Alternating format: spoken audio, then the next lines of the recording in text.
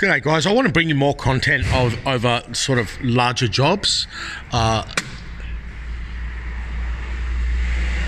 it's really difficult. I'm not going to get my mechanic to start filming me and at the moment, but I've just changed some shoes here and we've moved to this new workshop, and normally you'd get a large pair of side cutters here to put this spring on.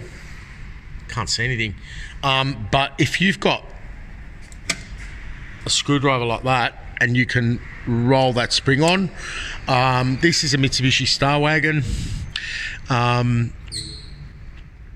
For me it's really easy to do this job. I do it with, I'm not going to say my eyes closed, but I'll just give you a quick rundown. So the first thing you want to do is back off this adjuster all the way as far as you can go, right? Give it a little squirt of spray grease or WD-40, and you can see I've lubricated the backing plate here behind the shoes. That's the first thing you want to do, right, is back it off. Then you want to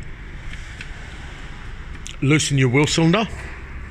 Make sure that the pipes back here are accessible, and in this particular case with the twin one, we always had this old file down tool. So it's cool to have all these, you know, nice sort of tools, but the reality is that this tool won't do the job, and then you'll end up using an open spanner and slipping. So in this particular case with the twin pipes, you'd file down your tool, and you want to block off your lines. Okay.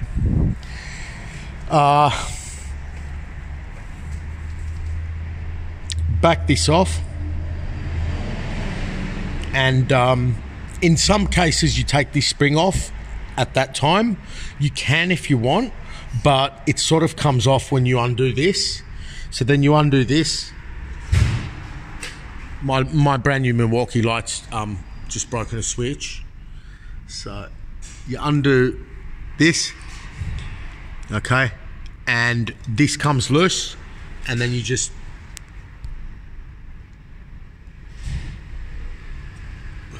this drops down and you just push it forward, and that's the time then. So loosen this and then take the wheel cylinder out and the shoe will move, and you don't have to battle this spring. If you want, you can remove this spring like this with a longer pair of side cutters, but it's not necessary in that way. Now you've got this side out and you've got the handbrake assembly. You now remove this off and you've got the handbrake assembly here. Use a pair of side cutters to pull that spring back and undo it, and then you will take this group off, okay, and you've got this sitting on the floor, and it looks quite daunting. It's got the little spring that sits behind there and goes into there, and it looks quite daunting, but it's not. You've now wound this off so you don't have pressure there. That's all come off. What you've left with now is removing this circlip, okay, and then there's the horseshoe clip behind it, which the best way to get them off is to use a punch like that.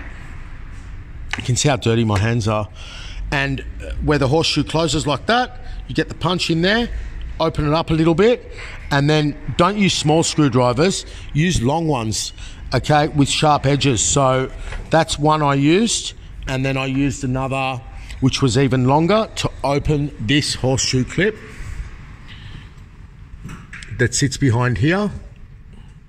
You can see him in there, it looks like a horseshoe. And you swap the assemblies over, refit that spring, so you'll be able to see the way it goes on. What I'll do, I'll make a part 2 of this video with the other side disassembled. I was just going to make a video about putting this type spring on, with slipping it on with the screwdriver. I've seen mechanics for years ago battle with these upper springs, especially on high ace and stuff, and you just get this over and slip it on.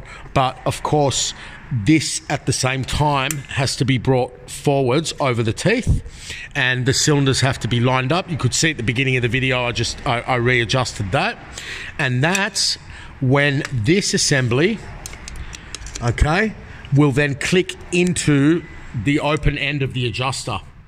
Okay, so if you're going to try and get that and the shoe into that, it's going to keep coming apart. Don't worry, if it's the correct shoes and the correct parts, once you go and pull this spring in and lever this back to make it go in, this will automatically go into there. And as I said, you would have assembled your spring already. Okay, I'll do a part 2 about it. Obviously, you have to refit the cable here and make sure it's up in its place. And you would refit the bottom spring at that time. So you put this assembly on with this bottom spring, and then you put this shoe on the bottom spring. I know I'm going to cop shit for this video, but if you know what you're doing, the camera's been on zoom the whole time. Shit. There we go. I better watch this one back. If you roughly know what you're doing, that video will help.